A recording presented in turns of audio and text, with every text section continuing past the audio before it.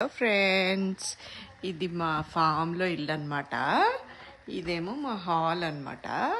ఇది వేసుకుంటే బెడ్రూమ్ అవుతుంది అనమాట.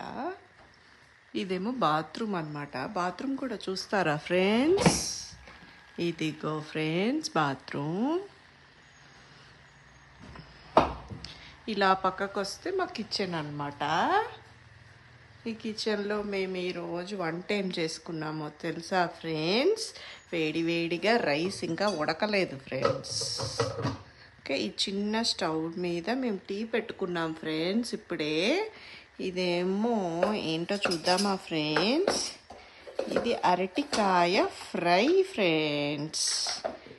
ఇదేమో బెండకాయ పులుసు ఫ్రెండ్స్.